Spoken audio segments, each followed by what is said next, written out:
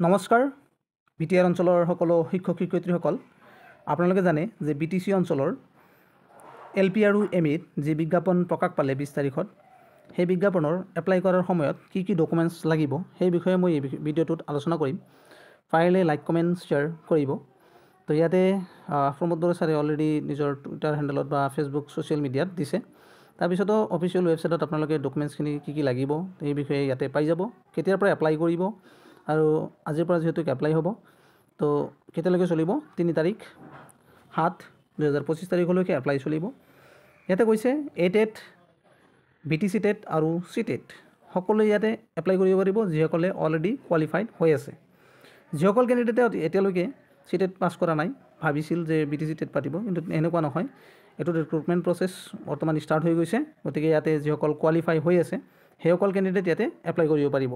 ইয়াতে আৰু এটা কথা, NIS DLED যিসকলে কৰিছিল সেইসকলো ইয়াতে এলিজিবল হ'ব যদি সিহঁতৰ ক্ৰাইটেৰিয়া মতে ডকুমেণ্টছবিলাক ছাপৰ্টিং ডকুমেণ্টছবিলাক ইয়াতে দিব পাৰে। বাকী SCRT ODL ৰেগুলাৰ হওক ODL হওক অসমত যিহেতু কৰিছে টেনশ্যন কৰিব নালাগে, সেইবিলাকৰ কথা নাই। কিন্তু NISৰ কাৰণেহে কেছটো হৈছিল। তো NISৰ ৰায় পাইছে, কিন্তু কিছুমান ৰিলেভেন্স ডকুমেণ্টছ লাগিব। বাকী ৰেগুলাৰ আৰু ODL DLEDৰ কোনো টেনশ্যন নাই। বা BEd থাকিলে UP স্কুলত চাকৰি পাব বা ME স্কুল বুলি কোৱা হয়। তাতে এটেট হওক সিটেট হওক বিটেট হওক যিয়ে হওক, যদি আপোনাৰ BEd আছে তেতিয়াহ'লে আপুনি এমইত এপ্লাই কৰিব পাৰিব। DLED থাকিলে LP আৰু ME দুটাতে এপ্লাই কৰিব পাৰিব, যিহেতুকে আপোনালোকে দুটা টেট যদি পাছ কৰি থাকে। আৰু এটা কথা, L1 এছামিছ মিডিয়াম স্কুলত যদি আপুনি চাকৰি পাব লাগে, সেইটো বিটেটে হওক এটেটে হওক আৰু সিটেটে হওক, তাতে ফাৰ্ষ্ট লেংগুৱেজ 1 to এছামিছ হ'ব লাগিব। ছেকেণ্ড লেংগুৱেজ যিসকলে ভাবিছে সিটেট দিছোঁ লেংগুৱেজ 2 to এছামিছ থাকিলে তেওঁলোকে এছামিছ মিডিয়াম স্কুলত এপ্লাই কৰিব পাৰিব। তো তাত সেইটোলৈ কোনো প্ৰব্লেম নাই। কিন্তু কোনোবাই যদি এতিয়া হিন্দী মিডিয়াম স্কুলত এপ্লাই কৰিব লগা হয় তেতিয়াহ'লে তাৰ ফাৰ্ষ্ট লেংগুৱেজ হিন্দী থাকিব লাগিব।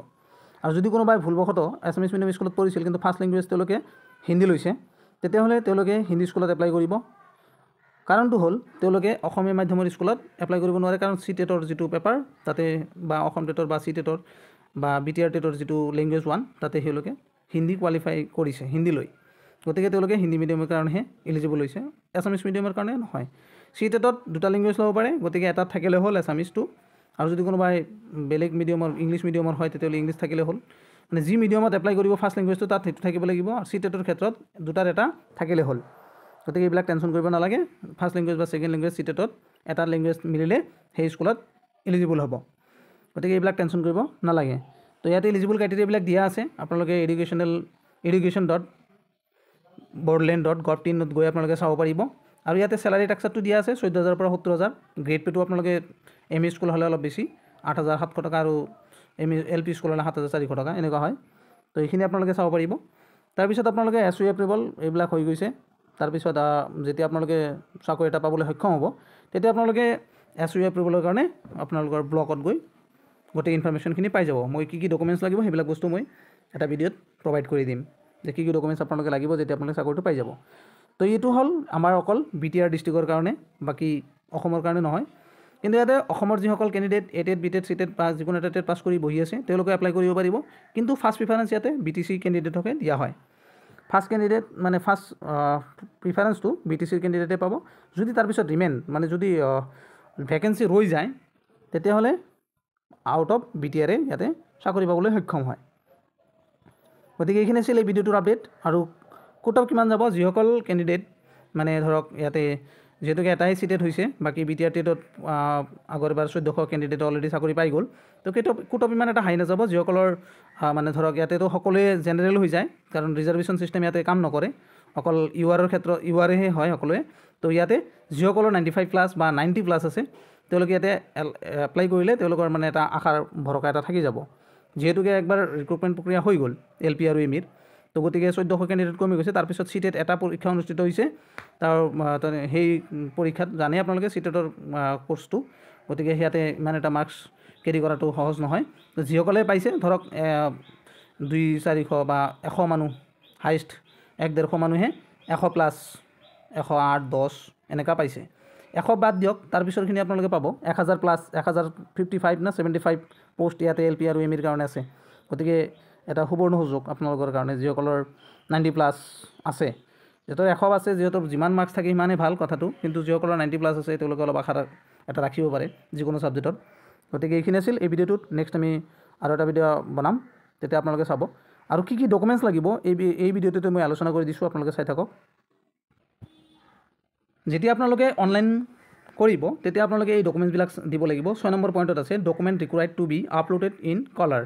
যিবিলাক ডকুমেণ্ট আপোনালোকে আপলোড কৰিব সেইবিলাক একদম অৰিজিনেল ডকুমেণ্টটো স্কেন কৰি তেতিয়া আপলোড কৰিব, তেতিয়া সেইটো কালাৰেই হৈ যাব। পাছপৰ্ট চাইজ এটা ফটোগ্ৰাফ লাগিব, মানে আমাৰ সৰু ষ্টাম্পৰ নিচিনা এটা ফটো লাগিব। SSLC এডমিট কাৰ্ড লাগিব। SSLC মাৰ্কশ্বিট কাম চাৰ্টিফিকেট এটা লাগিব, যিটো আমাৰ মেট্ৰিক পাছ কৰাৰ সময়ত পায়। এডমিট কাৰ্ড আৰু মাৰ্কশ্বিট আৰু চাৰ্টিফিকেট সেইটো লাগিব। তাৰপিছত 4 নম্বৰ পইণ্টত আছে গ্ৰেজুৱেশ্যন মাৰ্কশ্বিট এণ্ড চাৰ্টিফিকেট, মানে আমি 6 ছেমিষ্টাৰলৈকে যি পঢ়িছোঁ তাৰ এই মাৰ্কশ্বিট আৰু এটা চাৰ্টিফিকেট লাগিব। ডিপ্ল'মা ইন বড়ো, এছামিজ, বেংগলী, যদি ক'ৰবাৰ থাকে যে মই এছামিজ মিডিয়াম এপ্লাই কৰিম, মই ডিপ্ল'মা কৰিছোঁ, অসম সাহিত্য সভা হ'ব পাৰে বা বড়ো সাহিত্য হ'ব পাৰে, যিকোনো তাৰ ডিপ্ল'মা চাৰ্টিফিকেটটো হ'লে হ'ব। তাৰপিছত এনি আদাৰ মাৰ্কশ্বিট চাৰ্টিফিকেট কাম চাৰ্টিফিকেট হায়াৰ এডুকেশ্যন, যদি আপোনালোকে বেলেগ কিবা কৰিছে তেতিয়াহ'লে সেই চাৰ্টিফিকেটবিলাক দিব লাগিব, এইটো নিদিলেও কথা নাই। তো DLED বা BEdৰ মাৰ্কশ্বিট 1st ইয়াৰ, 2nd ইয়াৰ, 1st ইয়াৰ আৰু 2nd ইয়াৰৰ যদি হয় তেতিয়াহ'লে দিব লাগিব, আৰু যদি 1st ছেমিষ্টাৰ হিচাপত হয় তেতিয়াহ'লে 4টাই দিব লাগিব চাৰ্টিফিকেট।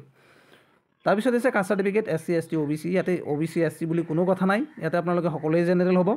গতিকে যদি কাষ্ট চাৰ্টিফিকেট থাকে তেতিয়াহ'লে দিব, নহ'লে আপোনালোকে নিজেও এনেই ইয়াতে কি হয় URতহে পৰে। Document in supported permanent resident of Assam, আপুনি যে অসমত বাস কৰে তাৰ এটা ৰেচিডেণ্ট প্ৰমাণ লাগিব, নহ'লেতো বিহাৰ, উত্তৰ প্ৰদেশ, মধ্যপ্ৰদেশৰ পৰা আহি যাব পাৰে না। গতিকে ইয়াতে permanent resident of Assam certificate লাগিব। চাৰ্টিফিকেটৰ marksheet 8th, CTET, BTET for UPS, মানে LP স্কুলৰ কাৰণে এইখিনিয়ে লাগিব, ME স্কুলৰ কাৰণে এইখিনিয়ে লাগিব। তাৰপিছত হ'ল যদি ক'ৰবাৰ BEd আছে তেতিয়াহ'লে অকল UPৰ কাৰণেহে এলিজিবল, মানে ME স্কুলৰ কাৰণে। Candidate with disability with have, যদি কাৰোবাৰ ফিজিকেল হেণ্ডিকেপ বা এইবিলাক ল'ৰা ছোৱালী থাকে তেওঁলোকৰ সেই চাৰ্টিফিকেটখন লাগিব। আৰু যদি কোনোবাই এক্স ছাৰ্ভিচমেন আছে তেতিয়াহ'লে এওঁলোকৰ সৈনিক ৱেলফেয়াৰ যিটো বৰ্ড আছে তাৰ পৰা যি চাৰ্টিফিকেট দিয়ে সেইটো লাগিব। BTC ৰেচিডেণ্টেল চাৰ্টিফিকেট লাগিব, যদি ভোটাৰ ID থাকে তেতিয়াহ'লে ভাল কথা, নহ'লে PRC বা ডমিচিয়েল যি থাকে এইটো লাগিব। স্কেন ছিগনেচাৰ, আপোনালোকৰ যিটো ছিগনেচাৰ আপুনি যি ছিগনেচাৰ কৰে সেই ছিগনেচাৰটো ফুল হ'লেও হ'ব, শ্বৰ্ট হ'লেও হ'ব, সেইটো স্কেন কৰি তাতে আপলোড দিব লাগিব। তাৰপিছত এইখিনি ইয়াতে লিখা আছিল candidates will have continues with submitting the online application as one, the online application is submitting against a particular roll number, ATET, BTET, CTET যি পাছ কৰিছে, মানে এটা পোষ্টৰ বিপৰীতে আপুনি এটা ৰোল নম্বৰ ইউজ কৰিব পাৰিব। বাৰে বাৰে এপ্লাই কৰি থাকিব এটা ৰোল নম্বৰ দি, তেতিয়া নহ'ব। They will not be allow to submit the online application to second time, এটা ৰোল নম্বৰ দি একবাৰ এপ্লাই কৰিব পাৰিব। আপুনি যদি 3টা টেট পাছ কৰিছে, আপুনি 3টা এপ্লাই কৰিলেও আপুনি ভেৰিফিকেশ্যনৰ সময়ত কথাটো জনাব লাগিব যে মই এপ্লাই কৰিম।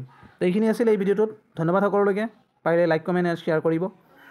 আৰু বাকী আপোনালোকে জানেই যে 1000+ 1075 নে 55 ইমানখিনি পোষ্ট আছে, যিহেতুকে আমাৰ BTRত ভেকেঞ্চি বেকআপটো নিদিয়ে আৰু নিজে ইচ্ছামতে স্কুল চুজ কৰিব পাৰিব। এটা ডাঙৰ অপশ্যন থাকে, এটাই ভাল এটা অপৰচুনিটি থাকে যে আপোনালোকে নিজে স্কুল চুজ কৰিব পাৰিব। এপ্লিকেশ্যন আপোনালোকে আজিৰ পৰা ষ্টাৰ্ট হৈ যাব, গতিকে আপোনালোকে 21 তাৰিখ পৰা আৰম্ভ কৰি 3/7/2025লৈকে আপোনালোকে এপ্লাই কৰিব পাৰিব। গতিকে এটা ভাল কথা হৈ গৈছে ইয়াতে। ধন্যবাদ সকলোলৈকে, আপোনাৰ দিন শুভ হওক তাৰে কামনাৰে এৰিলোঁ আজি, ধন্যবাদ।